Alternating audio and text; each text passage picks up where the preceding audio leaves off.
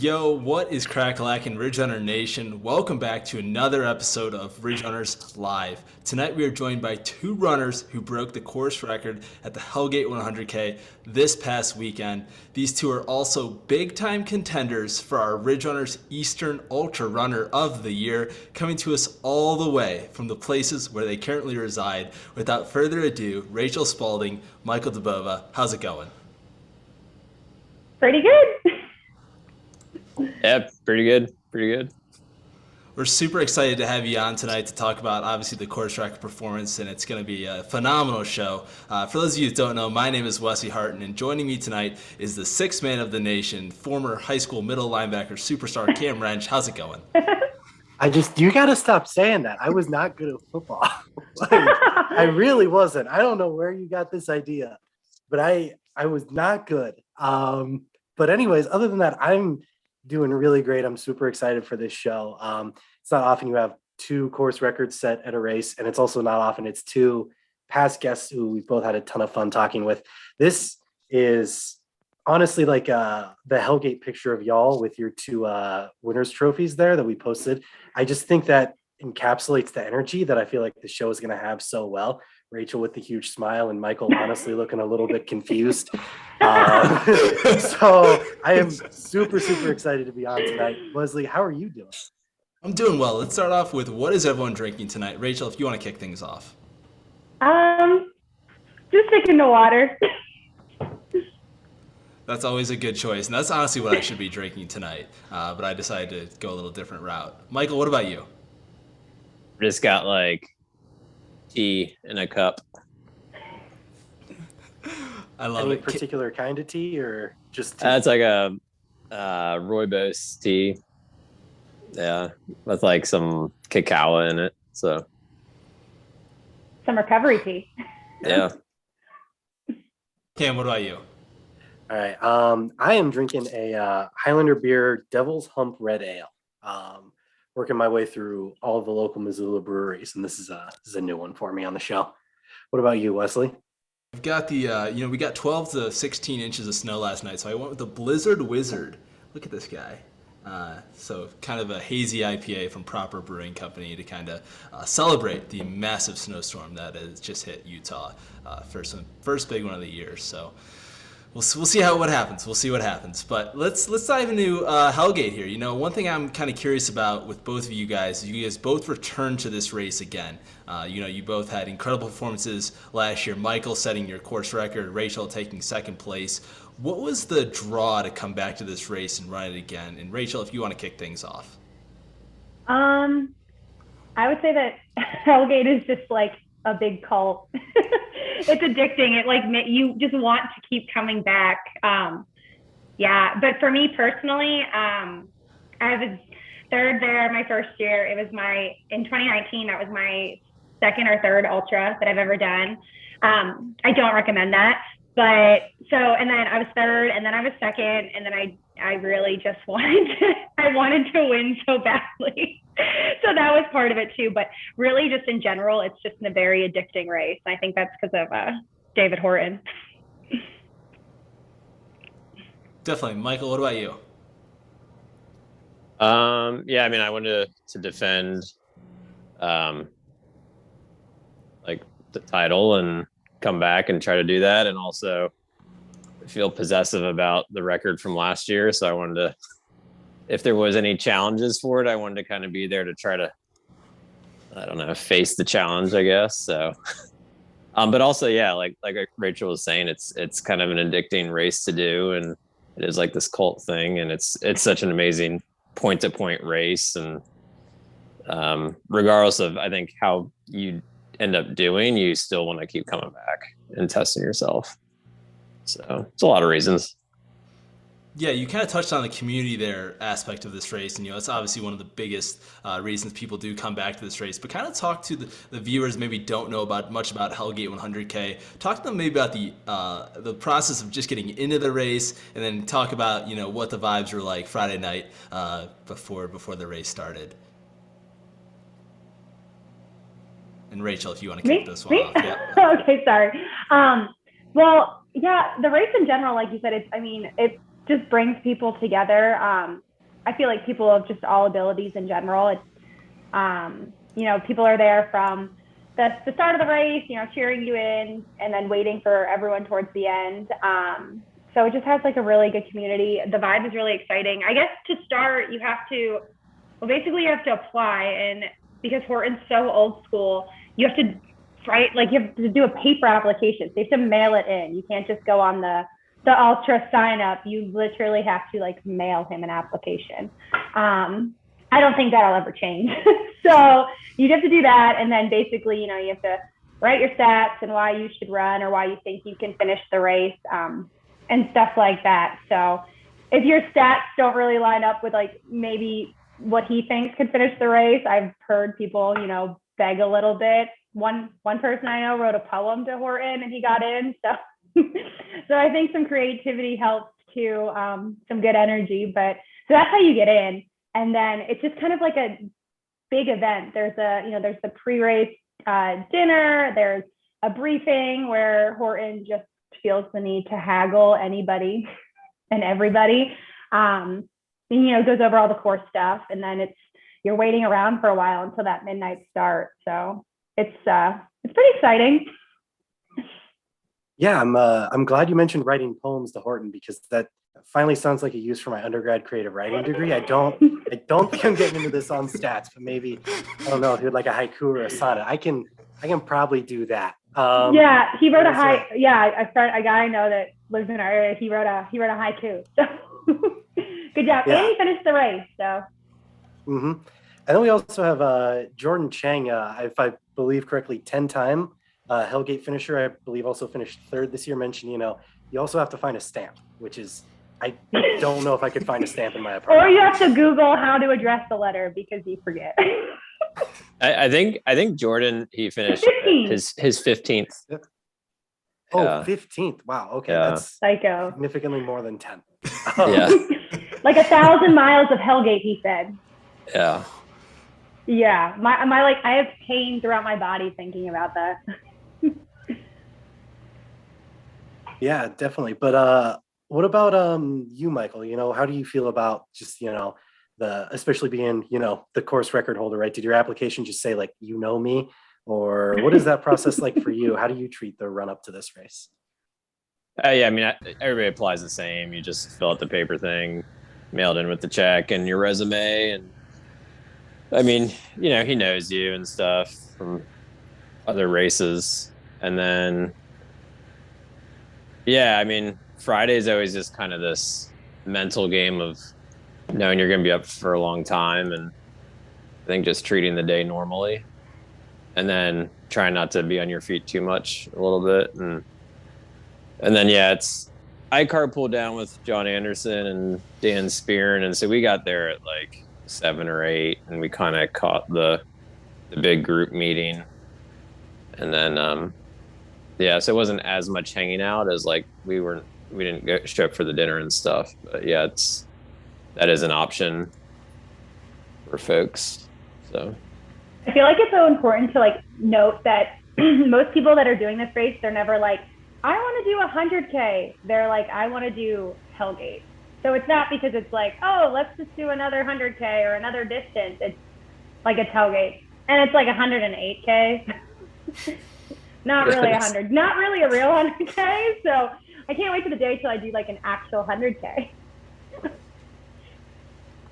Yeah, no, that's great to hear. And, kind of one thing that I'm kind of curious about is, timing of this race is so unique. It being in the middle of December, it's kind of at a way to, cap off your season, or you kind of just, use this race as one final hurrah to end the year. What was your guys' mentality going into this? Was this truly an A race where, you trained up for it, was ready to go, firing on all cylinders, or was this kind of just a way to kind of end the year on a positive note with all the other accomplishments and successes that you've had throughout this year? And Michael, if you want to start off with this one. Oh, I think because of winning last year and setting the record, I definitely was, I wouldn't say a race, but I wouldn't say like, it's kind of just show up, do your best. But I don't really think of the season as any types of A races or B races. Like it's just kind of like you just do your best and prepare your best. So yeah, that's kind of my goal for this race. There wasn't like any special changing of training or anything. Is more just the same train I normally do of just running in the mountains and running with friends and then do your best on race day. So I don't know. I mean, that clearly worked out, and you kind of keeping the same philosophy that you used throughout the entire course of the year, and just kind of applying that to this training block. Obviously paid massive dividends. Rachel, what about you? It was like an A plus plus. Yeah, no, it was definitely like. Also, I don't think anybody wants to show up to Hellgate like under train, like not ready for it, because like that would just make for a very long night. So whether it's your A or B race, I think most people are coming in pretty prepared. But with it being in December, I know it is hard because most people are taking their off season or wrapping up or whatever. But yeah, no, I was pretty much thinking about this all year long. So with that being, an end of year race, it's in an awkward time for an A race, but you were thinking about it all year long. How did that factor into, the rest of your year? Were you building races, trying to build up and create something towards Hellgate? Because, looking at your past schedule, your performance at Promised Land, your win at Old Dominion, I don't think anybody is looking at your year and being like, of course, she only cares about Hellgate, Yeah, it actually worked out really well because I knew that, well, so after last year's Hellgate, I literally went on like a 5-mile run and was like, I think I want to do a 100-miler. I want to run 30 plus whatever more miles. So at that point, the only 100-miler available was like really just odd ones, and that was Old Dominion. So it really worked out because I did a 100-miler in June which is insane because it's so hot. So there's not a ton of races then. But with it being in June, I really took a decent break, like training break after that. So I kind of took my longer break earlier. I mean, I took a month off of training. I mean, I ran a little bit, but like the structure was really gone.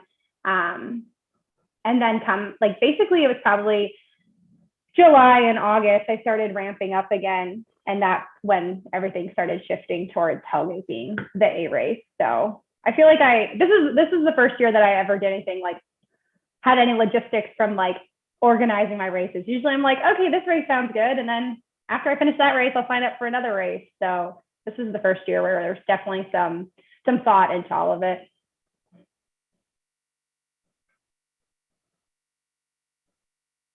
Yeah. And what about you, Michael, going into this? You talked about how you didn't really train in any particular way going for it, but that you wanted to be there to kind of defend your course record. Was that, what was just those two things seem a little bit divergent to me personally, at least. I've never had a course record, right? But I would imagine I want to train really hard for it. Is that no different for you and how you prepare for other races that you do, or how do you see that, I guess, is the question I'm asking. I guess I see it as if you apply too much pressure on that one concept day in and day out for months on end, that's gonna be mentally fatiguing. So to just think of training as something to be like not plain, but just like have gratitude that you can just move through the mountains for that one day, even though you're working towards the race that's a few months away. I think for me, it's taking the pressure off of it and just not having a high stress structured training. Like in my past, when I used to do like duathlons and triathlons, I was super all about like hardcore training and regimen and workouts, and I would show up at races so burnt out and fried and just flat. And so I think that's why I prefer to be the opposite of just like low heart rate training, gain a lot of vert, being in the mountains, being on my feet, and making sure that I'm having fun and and that I'm being mindful of what I'm doing. And then to me, those are the most important things for a good race, not specific workouts or structure. So I don't know if that makes sense or just more confusing. No, I think it makes sense to me. And, you know, Michael, you got to remember, Cam decides he doesn't have any course records. You got to remember that's on Strava as well. He doesn't have any course records on that platform either. I lost them all during COVID. I only have a couple local legends even. It's bad. But kind of moving on, you know, one thing that I kind of admired most from your previous episode on RRLive, Michael, was your mentality, you know, with running. And so I want to kind of talk about that with both of you now, going into the race. You know, what was the emotions like for you when you basically walked through the starting line and it was go time? Talk about what was going through your mind. How did you handle all of the emotions, all of the excitement, and go out there and crush those first couple miles? And Rachel, if you actually want to start this one off. I was super ready to go. I guess some people could say I was probably ready to go like the Monday on the race, which was good because I feel like when I'm bouncing off the walls and just like super excited to go run, that means like I've tapered really well, right? So I just like bottled up all the excitement. So I felt like that. I think I was getting really antsy. I felt like the whole like week leading up to the race, I was pretty much just like killing time until the next day, which is so not my personality, but I was like, I have nothing to do without running, which isn't true either, but I just wanted to run. So by the time we got to the start line, I was ready to go. I was excited. I wasn't really nervous. I pretty much that, you know, after doing this race a few times and then also being pretty familiar with the course, that just kind of took a lot of the nerves away. And also I've just been trying to work on every time I get to the start, I know that I've worked really hard and I can't control what other people do, but I always tell myself, like, I know I'm going to run fast. And that pretty much calms any nerves for myself. So it's a good mantra for me. Yeah, no, that sounds like a great strategy. Michael, what about you? What strategies do you use to kind of calm the nerves and, you know, start the race? Well, the week leading up, like a week before, I pulled my back like super bad by hanging up Christmas lights with my kids or my son out on the ladder. So the week leading up, I was super like, you know, limited range of motion and like super paranoid I wouldn't even be able to run. But so I think that distracted me from overthinking the race too much. So I was just focused on my back. And then leading up, I guess the day of is just kind of, I don't know. I'm just more about just gratitude of being able to show up and have the opportunity. And I think that takes the butterflies away. And I think, like Rachel said, the familiarity with the course and the midnight start, you know, when you've done it a few times, you shouldn't still be nervous, really. I mean, there should be some nerves, but it's more excitement nerves. And then, yeah, you just start running at midnight. So I think you're just tired too. So that kind of tempers things. So, at least for me, my bedtime's like 8:00. Yeah. Yeah, that's really good to know. And so we do have a couple chat questions. We'll kind of wrap up our pre-Hellgate stuff here with a question from Holly Goebel. I hope I'm pronouncing your last name right there, Holly, who says, it's so awesome to hear about the logistics of getting in. And are you guys planning on coming back to Hellgate in 2022? My fiance, Logan, he's talking about wanting to run, and we have a strict don't run the same race rule. So we'll see if he wants to do it. I'm already starting to prepare myself that I might not be the one doing it, so I can crew him. But the minute he says that he's not doing it, then then I'm probably in. I thought I'd stop obsessing about this race, but that I was wrong. So maybe. All right, and you, Michael? Yeah, I plan on. I think I was thinking today, I was like, there are spots where I could be stronger, do better, go faster. And like, I want to keep working on that. So yeah, I mean, I plan on coming back. You want to catch Jordan with that 1,000 miles of Hellgate. Oh yeah. Oh my God. It's a long haul. So let's I'm kind of just talk. trying to work to my 5. Yeah. Let's talk about the race now. I mean, obviously, you guys, it's awesome to hear your mentality going into it and all the preparation that goes into all this incredible effort that you guys had out there. But let's talk about race day itself. How did the early miles feel? Michael, specifically for you, Jordan Chang's move to the front of the race early on. Rachel, for you, you mentioned you went out relaxed. Talk about all the things that kind of went in the beginning part of the race. And Michael, if you want to kick this one off. I thought the first 40 miles were very uncomfortable. And so that includes Jordan blasting off in the front. It's just the temperature and the headwind and the fog. I couldn't figure out a rhythm of how to run, because I was trying to micromanage. Do I have my mittens on or off? Do I have my Houdini on or off? So I was kind of more frustrated with internally, I couldn't figure out how to get comfortable managing my body temperature. And so yeah, I saw Jordan go off the front right when we hit the gravel. And I don't know, everybody has their own strategy and plan, and I think you have to not get caught up in somebody else's and just run true to what's to you as a runner. And I had my plan in my mind. I was like, I'm going to just kind of maintain a chill pace until we hit the technical, horrible trails, which I know that I can psych people out on.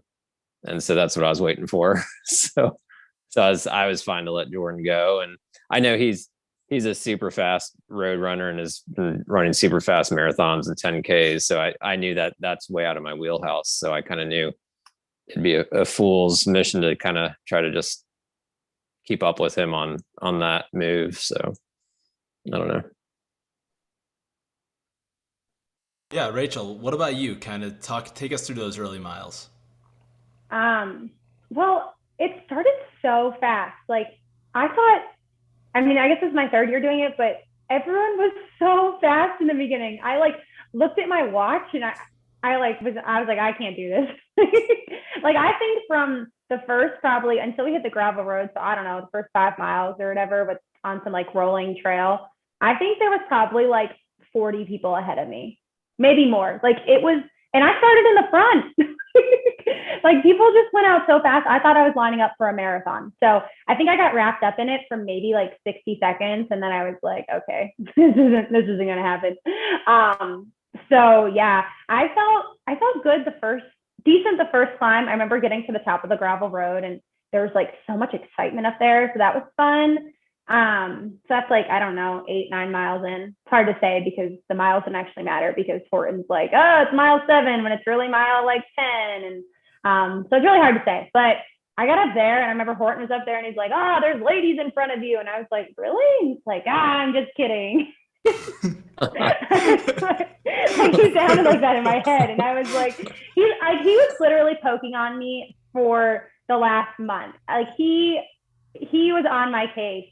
On Facebook, this is totally off boat of what you're talking about before, but on Facebook the other couple weeks ago, he wrote something and he was like, oh, this is 12:07. This is the time of day where Leah finished last year. Will any woman beat it this year? Probably not. And then the man texts me. I saw it and I'm showing Logan and I'm like, look at this. He doesn't think I can do it. I was like, he probably means that. And Logan's like, no, he's messing with you. Literally within 30 seconds, Horton is texting me and he goes, did you see my Facebook post? So this man has been on my case for a long time. So he's at the top of the road and I look at him and I'm like, I'm going to try really hard to prove you wrong. And then I just ran away. So I was pretty amped up for then. But then mile, I don't know, Michael was saying, I was super uncomfortable, which is really foreign to me. Usually I'm just used to feeling really good until I don't. until it's just like game over. But I was super uncomfortable. Like the weather was weird. I was cold and then I was hot and I just felt sluggish. So that was really strange for me. I think by like mile 15, I was kind of like, oh my gosh, like maybe this isn't my day. Like already like kind of like psyching myself out of my goal, which I've done, I feel like before, just like mentally. So I just had to like reel it back in. I just kept reminding myself that how long the day is. But I started to feel better a little bit sooner than mile 40. Probably like, I think it was probably mile 30. I got to an age, like I saw Logan and I was like, okay, we just changed a few things and I got moving and I calmed down. And but yeah, the beginning was rough. I'm glad to hear someone else say that too, because I was like, is this in my head? Like everyone's like, it's Sissygate, no bad weather. And I was like, this weather sucks. It was like 100% humidity. I was drenched. Like and the fog. Yeah. Oh, the fog. That sucked. I couldn't even see anything. I had like the headlamp and I had a waist lamp. The waist lamp is like a game changer, but the headlamp I couldn't see anything. Yeah, and like it was horrible. No, oh man, it was so bad. Thought I was just like stumbling, but yeah, I forgot about the fog. That part wasn't super funny, and it was during that like a pretty techie section too, and then like stuff that's super runnable, and you're like, it's really early in the race to be feeling like garbage. Yeah, 100%. Yeah. Glad the fog came up because that's actually one of the chat questions. We've got a couple to get through, but Eric Anderson wanted to know, did the fog slow them down that much? And it seems like the answer is a little bit yes, that the fog was definitely a factor there. You would both agree with me, right? Yeah, I thought it was pretty bad after. I mean, the beginning it was bad. When you get to aid station, I guess it's maybe 3 after camping gap to Floyd.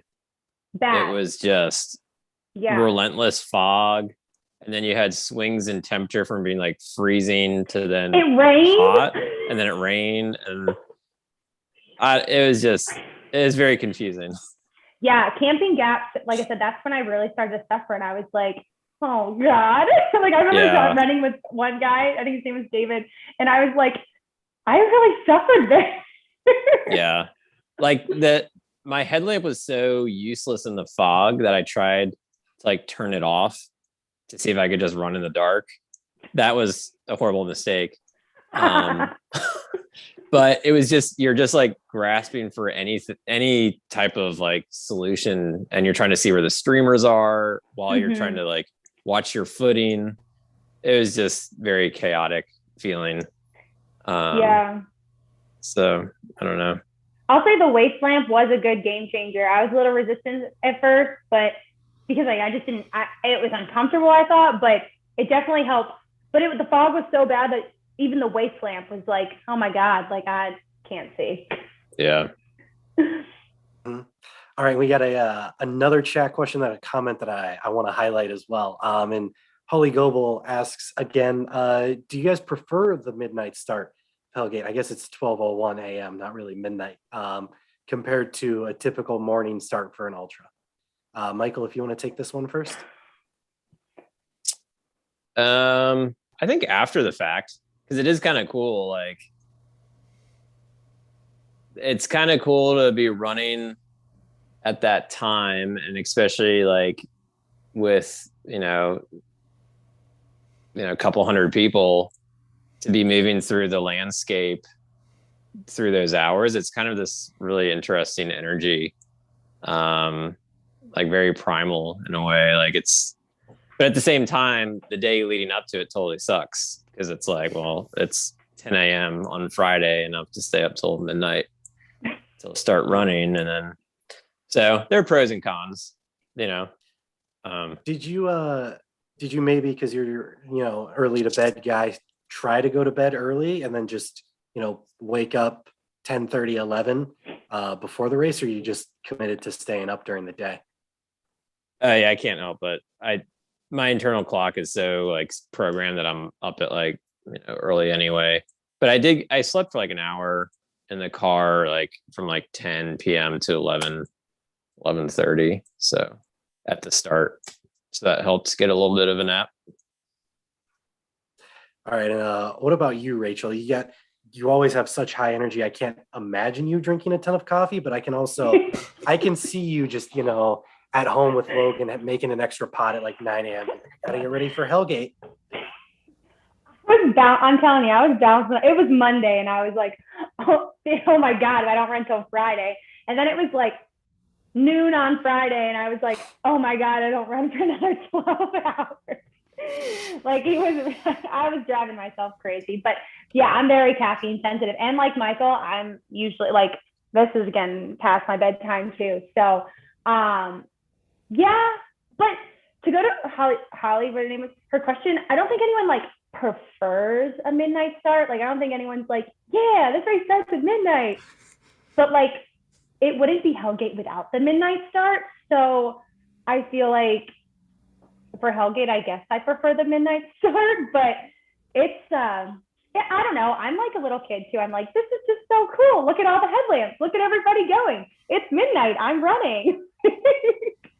Like I just get super excited, and seeing the sunrise, like that's super cool. And kind of being able to turn it on when the sun rose for me, it was a little bit different when the sun rose for Michael over there, but I had a little bit more to go, but it's a good like mental like switch. You can think like first half of the race, second half of the race. But for me, I'd like to bank my sleep with any kind of race, even for like a longer race. I get a lot of sleep just throughout the week and all that type of stuff. I did try to nap. That was really hard because too amped up. I did nap for an hour, so that was good. And I did drink I did drink caffeine like at 10 p.m. Not a coffee though. It was like we do these drinks called liquid IVs, and they have a caffeinated one. So that was pretty good. And I didn't take caffeine the rest of the race. I was good. All right, and we're kind of throwing it back a little bit, but Logan there in the chat, and I know Rachel says we're only allowed to take one thing from Logan, but I want to you better choose wisely. One. Is that he says, yeah, our not run the same race tends to be a little bit one-sided, but then he says, well, what can you do when you have a stallion? You just got to let them run. So I'm not saying you have permission to run Hellgate 2022, Rachel, but it seems like maybe you have permission to run in 2022. If I really, really wanted to, which, like I said, I'm prepared. I like to be prepared, so I know that it might not happen. And there's other races to chase, and this race will always be there. If he really wants to do it, then I would let him do it, I guess. Oh, that was painful. That was awesome. Man. Yeah. No, that's really great. We honestly love that comment. # goals, if I can say that. Is that too Gen Z of me right now? And honestly, I wouldn't want us to both do, like, I think a 50K, we could do the same race, but like, or any type of race that's not like an A race. But if we're trying to go after a race, like, it makes a difference having a crew and having just him there in general. So, yeah, I need to take one for the team too. Yeah. All right. We love hearing that. And then we do have another question from, another Virginia ultra running big name guy here, John Anderson. He says successful top running at Hellgate means running fairly recklessly over leaf covered rocks for miles and miles. I want to hear your thoughts on that. Exclamation point, not a question mark. So, let's hear those thoughts. And Michael, if you want to lead this one off. You just have to rage and psych people out, because that they're probably going to feel uncomfortable, and I don't know, that's part of the game, I think. I don't know. So yeah, you just have to not overthink the trail conditions and just exist with the trail conditions, and just kind of go with the flow. And I don't know. I like I said earlier, like the quicker I could get off the roads and the quicker I could get on the trails and the leaves and rocks, like the safer I felt. like as far as from people catching me. And I assumed like everybody's like right behind me. So I was like, okay, this feels safe to be on the rocks and the leaves. And I knew that if they could see me, then I could like I said, like just psych them out, because I know how to take chances that they're not willing to take. And yeah, I think it's awesome to be able to just run on that much gnarly trail for so long through the night. So I don't know. Talk about like the techniques that maybe you apply, or just like, the training that you've done. Is it just, you are so familiar with running on rocks and, leaf covered trails, or, what could our viewers possibly, apply in their training to become more familiar and feel safer, take these chances on these types of trails? Honestly, I think so I've done a lot of like bushwhacking like over the years or decades. And to me, if you do a lot of bushwhacking, then the trails you see at Hellgate are like super easy trails, because the bushwhacking, there are no trails, and you learn to trust your feet and be super quick and super responsive and light, because it could be anything under the leaves. And so therefore, like, if bushwhacking is the hardest thing, suddenly you run on trails. Well, that's like exponentially easier than bushwhacking. So, and it's a graded trail. So you just kind of and I think not being heavy footed and being super light footed and just super quick and responsive, like you have to be. And so it just kind of means being very present. I don't know. And it just takes practice, just like anything else. But I don't know, get your 10,000 hours in. I think that's great, especially like having some like applicable advice for them to go out and, try to become more familiar. I think that's the biggest thing, when people try to get into trail running, they're always just worried about the conditions. And, once you kind of gain experience on conditions like that, everything becomes much more comfortable. So right. I appreciate that answer. Rachel, getting back to John's question, what answer do you have for John there?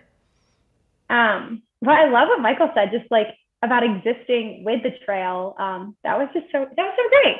But yeah, I don't know. I like the technical stuff. Like, the more I have to run, I'm just like, ugh. like I want there to be rocks and leaves and roots and all of the things. So I was like, I'm all about it. So I was just like, yes, this is the best part. Whenever I run on a gravel road, I'm like, who put this here? Yeah. Whose idea was it to start running up this gravel road? But yeah. But my biggest like training go-to is just to run. I don't bushwhack, but maybe I'll have to try. But I like to just do things that are harder than what I'm racing. So like I'll do runs that have a bunch of elevation gain, and I'll do runs, all over the AT that have way more rocks and more similar rocks to some of these trails. But I don't know. I wasn't overthinking pretty much any of it. I was ready to go. I was ready to suffer. So I think it's all about mindset to be able to do that stuff. Yeah, now you guys kind of talked about the middle part of the race. Let's kind of go into like the 3/4 mark of the race, or you talked about the sunrise. Let's kind of talk about what that meant to you, and like how you handled the miles that came after that. With key highlights. What were the emotions? Where were you place wise? Where were you time wise? What were you fighting with mentally? Michael, if you want to start this one off. So about 3/4. Rachel, would we agree that that's like Bear Wallow? That's 3/4 ish. Yeah, that's like mile. Yeah, I guess. Yeah, something like that. Mile 40. There's like 20 miles left at Bear Wall. So a third. So 3/4. Well, whatever. Well, everyone divided. I think for me, so I didn't know where Jordan or like Mario were. I thought they were like a few minutes behind me. So I was like running scared the whole time.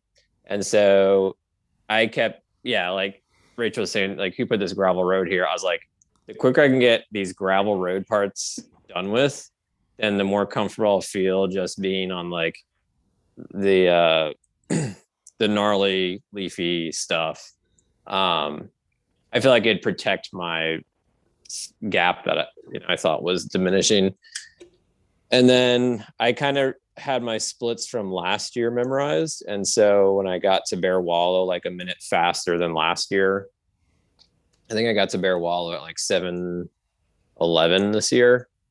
And I was like, oh, dang, I'm like super close to on pace to break last year. And so then I kind of focused on that and kept hammering. And then I kept trying to pretend the end of the race was at the next aid station. Just like a mental game to be like, okay, the end of the race is at Boblett's Gap. And so I try to just like use that to like pull me along. And then when I get there, be like, okay, the end of the race is at Day Creek. And then I got to Day Creek at like 9:22, which is exactly when I got there last year. And so I didn't even stop at the last aid station, even though I was like only had like one sip of water left and like 3 M&Ms in like the bottom of my pocket. So I was like, I can't afford, like, if I'm going to dip under my time last year, I just got to like not even stop at the aid station and just like go. And so that was kind of what was driving me the last like quarter or third, was just trying to be close to my time last year. And then I figured if somebody was right behind me and beat me, then like, well, that's just part of the race. But I knew that I was giving it my all. So I don't know.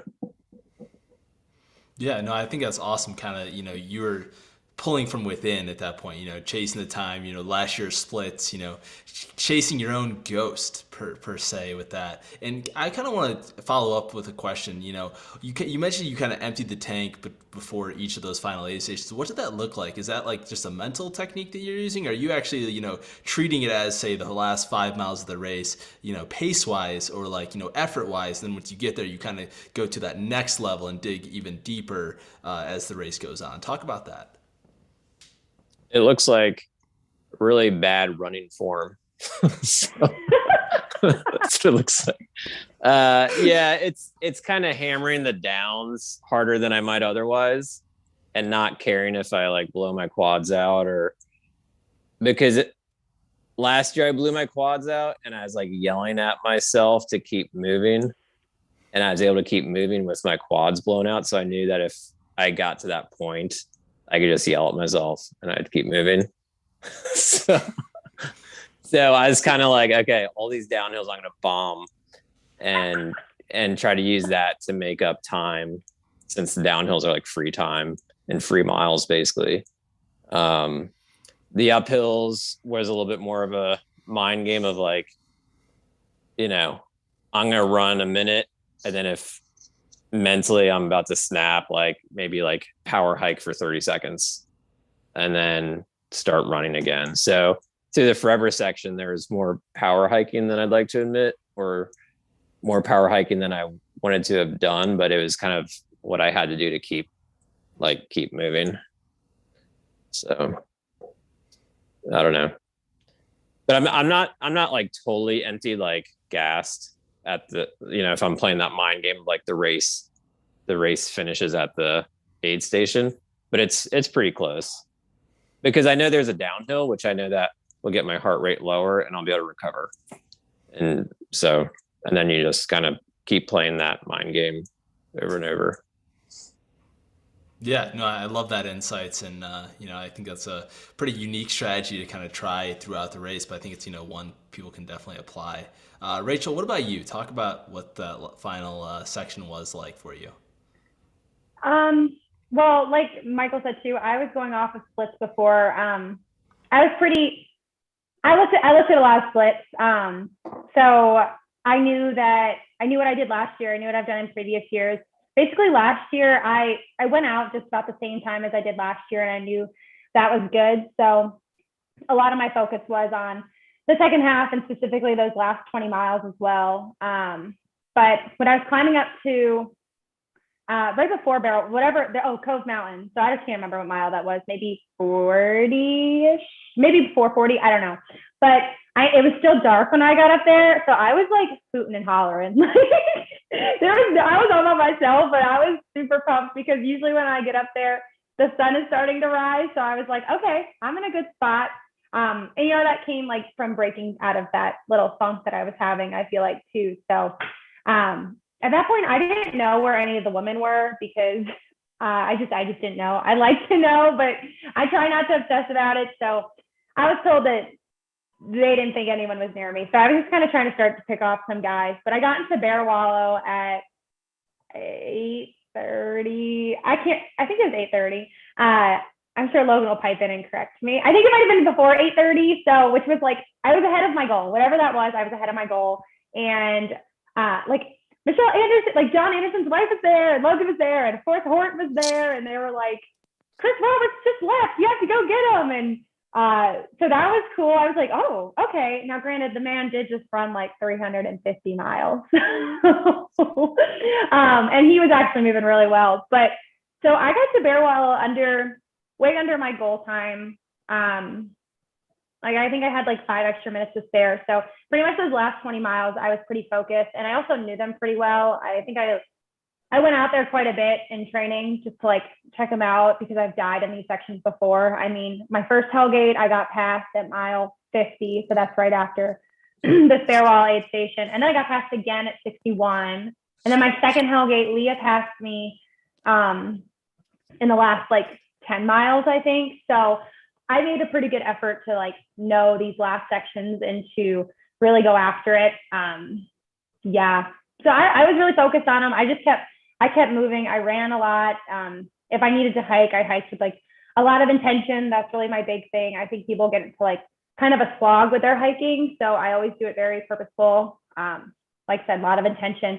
My main target at this point, I passed 2 guys. There was one guy that was hurting a little bit, unfortunately, but so I passed him. And then Chris Roberts was like my next target for those last 20 miles. And when I left Fairwall, they told me that he was like hurting, but he was moving really well. Like I think he got it together those last 20, but he was still my target. So I feel like that helped keep me motivated. But because I've gone past all these other 2 years, I felt like the next woman was probably like 2 minutes from me. So I was like hustling. And then at this point too, I also didn't want another guy to pass me.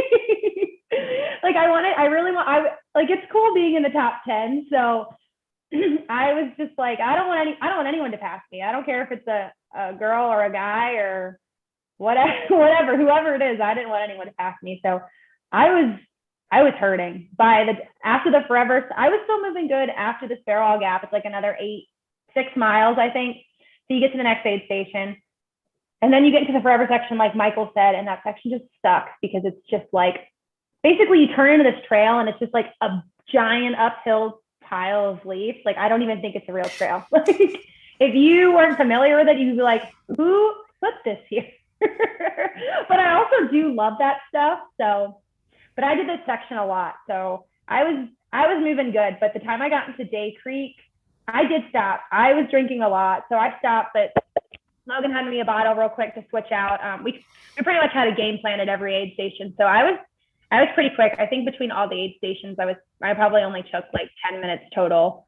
So, but yeah, I remember leaving that aid station. I was like, I think I'm going to black out. And Logan's dad was there. He's like, don't do that. But everything like in me just hurt because once you get to Day Creek, once I got to Day Creek, I knew that it was going to take me like between a little under an hour, and at my slowest, it's taken me 75 minutes to get to Camp Bethel because my quads have just been like game over, and I've actually had to like walk some of the final descent. Not this year, so that was good. I've gotten a lot stronger, but I knew I was going to have the course record, but I was going to be super close to between like 11:59 and 12:01, and at that point, I pretty much decided that like if I was at like 12:0 or 12:01, I wasn't going to be happy. So just had to keep moving and suffering. And talk about that, obviously the first woman to ever break the 12-hour barrier at Hellgate 100k. Talk about what those final miles look like in that push to break that 12-hour barrier. Honestly, some of them are just like kind of emotional. I feel like anyone can relate to this. Like when you're pushing your body this hard, sometimes these like just you get overwhelmed with just different emotions throughout. So for me, it was kind of like I started to think, oh my God, like I'm doing this. Like this is awesome, and like getting super excited. But then I'm like, okay, Rachel, you did not do this yet. So like bring it back to the present moment. Because like I said, I have gotten past it mile 61 on this race. So yeah, I was just, I think that the 12-hour barrier did scare me a little bit. We were looking at, and I say we, like me and Logan. So we were looking at splits, and like we made a pace chart and like going off of the aid stations. And I didn't even let him I wasn't pacing for 11:59 because I think that, so I think that made me like really nervous. I remember looking at him and I was like, no other girl, like female has been under 12 hours. Like, and a lot of fast people have done this race. Like why am I good enough to go under 12 hours? And we like talked about a lot of the stuff I've done in training and just all that stuff. But we still settled for like the pacing under Leah's previous record, which I felt like was doable. But I'm smart enough to know the time and the math, and I knew the course really well, that what I had to do to be under 12. So I was just moving. But it's awesome. I mean, I don't know. I was super excited. I feel like most races I finished and I'm like, okay, I could have done something differently. I could have given more here or given more there. Just whatever. I think that this was probably the first race that I finished. And I'm like, I was super proud of myself. I feel like I stuck to the plan. Just like all of these things paid off. Now we're a few days removed and I'm like, okay, I could totally go faster. But I think in that moment and in that time, I don't think I could have gone faster. I don't think I could have done anything differently. So that feels really good to say. Yeah, and again, congratulations on the incredible achievement. It's awesome to kind of break records and to kind of continue to grow personally and within the sport. So it was incredible to kind of follow along all weekend long and see that happen. Michael, before we dive into the finish with both of you, I do want to talk about your final push to break your own course record from the previous year. Talk about what those final miles were like for you, and when did things finally start to hurt a little bit? I mean,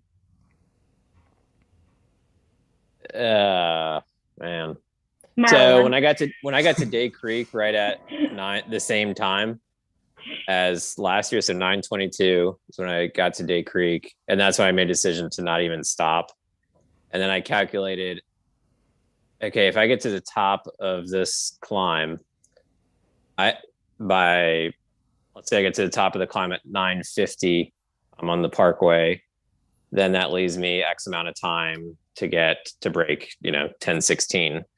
And I was trying to calculate it that way. But man, that last climb, I was like, I probably should have stopped for water or a few more M&Ms. Cause I was barely hanging on, and I was having to like walk, a power hike and run, and really just use like one step at a time.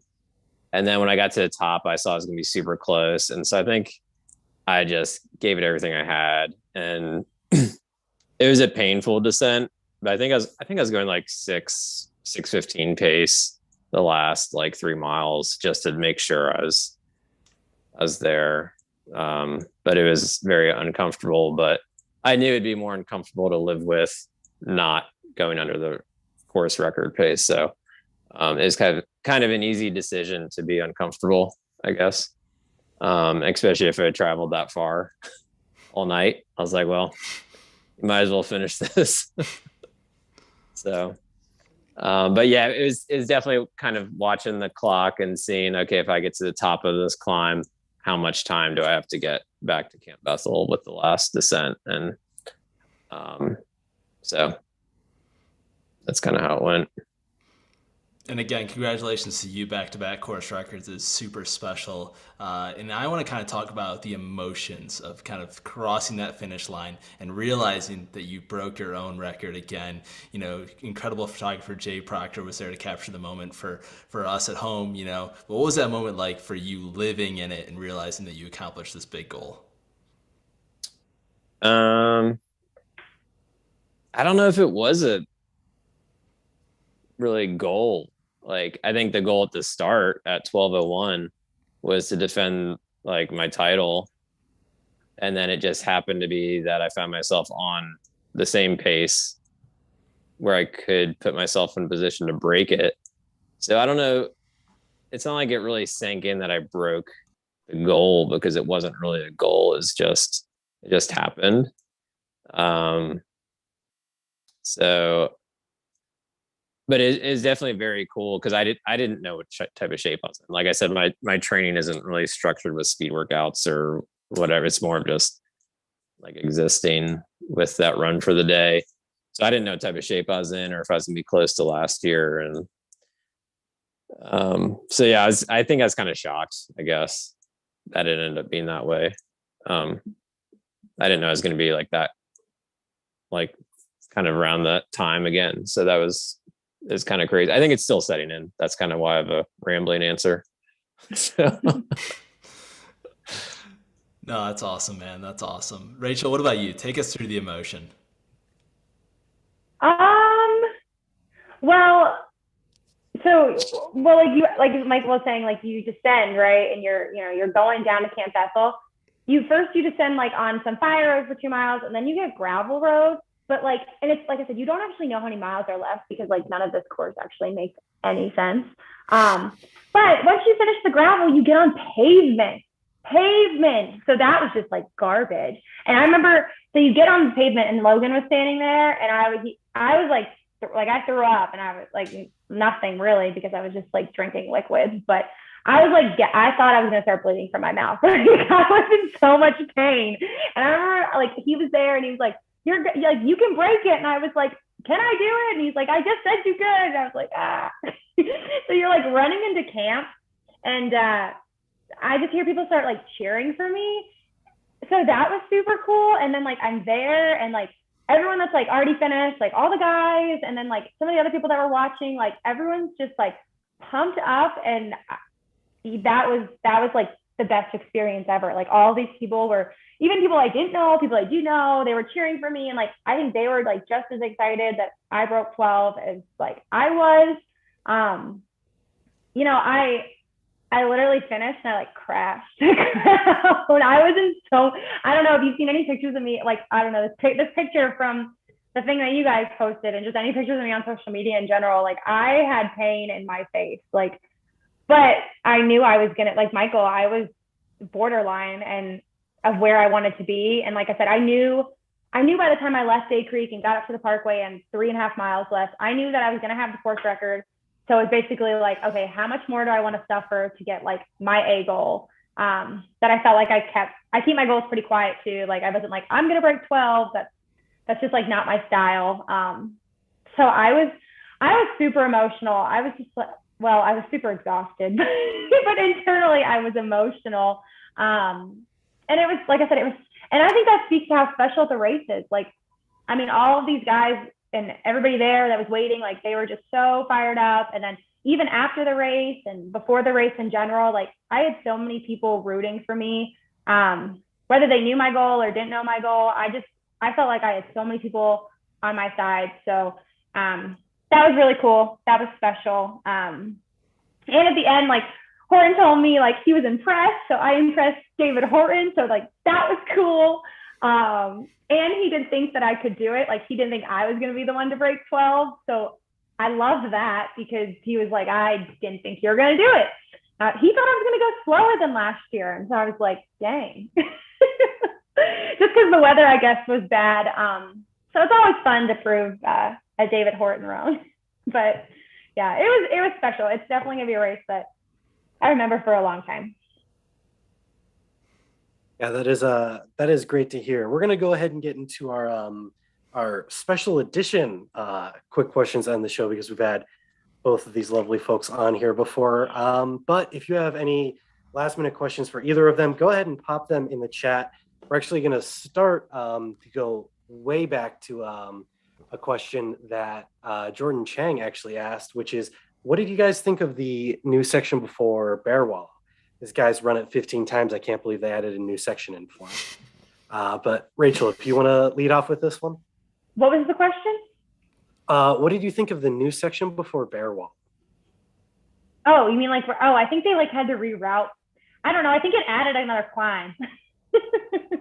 I don't really think it made much of a difference. It might have added. I think Horton said it added an uphill and then a downhill, but it didn't really faze me. It was just another trail.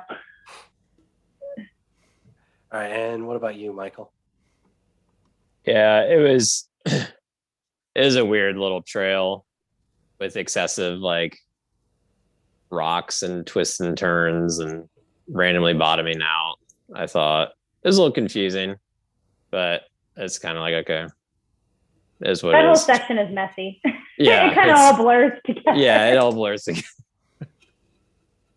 Yeah. All right, and we got another one on the chat. This is for you, Michael. At least I assume it's only for you, Michael. But Holly Goebel wants to know, Michael, can you play all of those instruments behind you? I believe they're all the same instrument. They're a mandolin, right? Yeah, they're mandolins. Yeah, the ones that have strings on. Yeah, they're orders for people, so they're going out soon. So yeah, awesome. Yeah, I definitely was going to say, doesn't appear to be any instruments behind Rachel, but you never know what people keep in the freezer. All right. And with that, we're going to go ahead and jump into our quick questions here. Our very first one is going to be, what is your favorite race in Virginia? Rachel, if you want to lead this one off. Hellgate. Makes sense. Definitely. And Michael? yeah, same. Yeah, definitely makes sense there. And what's your favorite aid station at a Virginia race? Michael, if you want to take this one. I don't have any good. I don't know. I try to spend as little time in an aid station as possible. So I don't know. Like, I'm just like, where's the tailwind? And I'll grab a handful of like at Hellgate, the theme was M&Ms. So I would get a thing of tailwind and M&Ms and I'd be gone.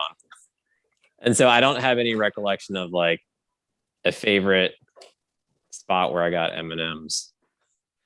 All right, well, directors know how to make your ideal aid station. I don't know. I was just like, okay. No amenities, M&Ms and tailwind. Yeah. I feel like we need to like dive deeper into Michael's nutritional. So I don't know. Bear Wallow, there wasn't any, like, I think they had just gotten there with the tailwind and there are some pretzels and like, I don't know. That aid station was memorable, but it's because it wasn't like really there. Ran too fast. I don't know. All right, Rachel, what about you? Any aid station that I get to see Logan at, duh. Oh, okay. all right. We'll take that answer. That was more heartfelt than I thought was coming. That was great. No, but honestly, yeah, I'm like Michael. I'm like tunnel vision. Like, I'm not a let's hang out of the buffet type of aid station girl. I'm like, let's go. I don't really use aid station, like I said. So no, really, whatever aid station Logan at with all my stuff. But the energy at the aid stations are always really good. So everyone's always cheering you on. So that's fun. Mm-hmm. And so what is your favorite place, like a state forest, state park, or your favorite route to run in Virginia? Rachel, if you want to lead this one. Yeah, I like running anywhere on the AT, really. Anything that goes up and has lots of rocks and roots. But I like to start, honestly, near the course, like on that final like Day Creek climb. There's a lot of good trails up that way that kind of, you can go lots of different directions. So I like to mix it up. But anything that goes up is usually my favorite. What about you, Michael? Yeah, I was anything on the Appalachian Trail, South District of Shenandoah National Park, Three Ridges Priest area, all that stuff. The stupider, the better. Yeah. All right. And what is your favorite local running store or group in Virginia that you like to hang out with? Michael, I assume we know what the answer is for you, so you want to lead this one off? I don't know anymore. Well, it was Crazy Running. but they closed a couple years ago. So, but yeah, I have same group of friends I run with that all stemmed from that. So, All right, and what about you, Rachel?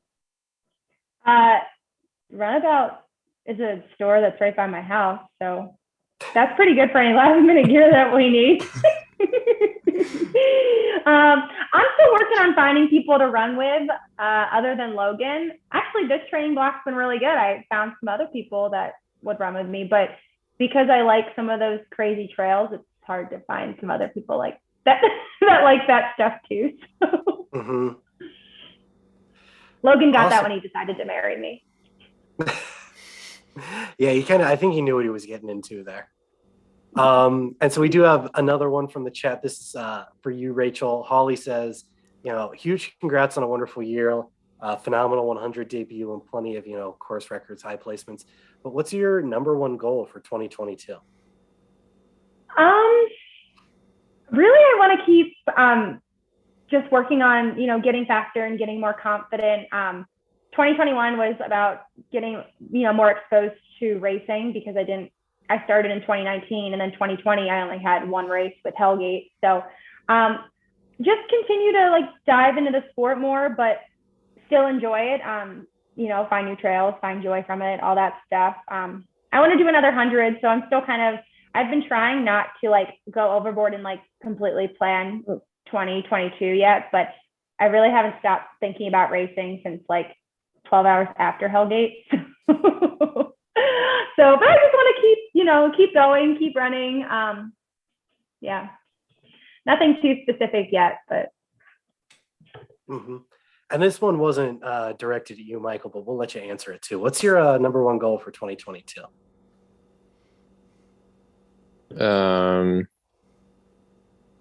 I guess just keep finding joy and pleasure and exploring the mountains and figuring out how to have my hamstrings not be so tight. It's a good answer. I think we can all work on both of those probably. Yeah. This one, last minute addition, but what song most feels like the ultra running scene in Virginia to you? We've got to add something to the Spotify playlist. Give you both a second. What did you say? What song? What song most feels like the ultra running scene in Virginia? If there's something kind of representative. Some type of party song. I don't know. Some type of EDM where it's just a party. I was thinking a Grateful Dead song. Oh, way different vibe than I had. Different vibe, but you're in the same direction, at least. I'm thinking less rage, and you're let's chill out and. Mm-hmm. I was thinking Fire on the Mountain or something. Okay. Yeah.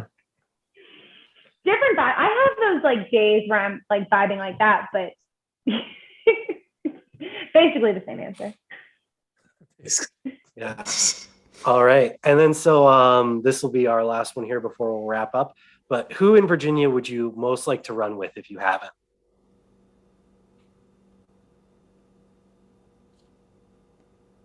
I want to run with Michael. I feel like he's got some good insights and things I could learn from. Maybe it would chill me out a little bit. So my answer is Michael. Yeah, I'll run with Rachel. Nice. Great. We can run it 3 ridges, and I've done 3 ridges, but I've never done it both with the priest. So it is awesome. Yeah, so that. And you can bushwhack up and down any side of it. It's great. Oh boy. Oh. I don't know if I'm changing my answer. She's actually, I'll be at Day Creek. Yeah, see you there. I just find a stupid rock pile just to go up and down. Yeah, absolutely. All right. Well, we want to thank you all for joining us tonight, and especially thank Rachel and Michael for joining us after that incredible run that they both had at Hellgate 100k. Turn it over to y'all. Do y'all have any sponsors, social media you'd like to plug? Anybody you would like to give shout outs to before we end the show? Well, I'm part of the Rabbit Elite Trail team, so that's been cool to have their support this past year. And then also just a shout out to Ian Golden from Trails Collective. He also supports me. So that's all helpful. And then obviously I just want to thank, Logan. He's a good one. He comes to all my races and lets me talk about running all the time. So I can thank him. And if you want to follow me on social media, I've started to be more active on there. I think you just have to search my name, Rachel Spaulding. So yeah. All right, we'll also include those links and stuff, and we'll be tagging Rachel in some social posts after this. So if you haven't found her from our other social posts, you definitely can. Find me. And what about you, Michael? I guess thanks for having us on and letting us chit chat about the race and everything. So I know we appreciate it. It's fun to kind of relive it, share notes and stuff after the fact. So yeah. So thank you. Yeah. All right. And potentially find a new running buddy. Just saying. Yeah. Hey, anytime. That sounds like fun. Logan and I are always looking for new people to run with. And well, he is. I think maybe he gets tired of running with just me. All right. Well, that was our episode of Ridge Runners Live. We are so grateful if you joined us in the chat or listen along, or if you're listening along later on Spotify, Apple Podcasts, or wherever you listen to your podcasts. This was Rachel Spaulding and Michael Dubova, the two course record holders for the Hellgate 100k. We are so stoked to have had them on. Also, if you've made it this far, go ahead and, subscribe to the YouTube channel, leave a like and a rating on Spotify, Apple Podcasts, wherever. And that's kind of it. So good night. We'll see you all on the next one.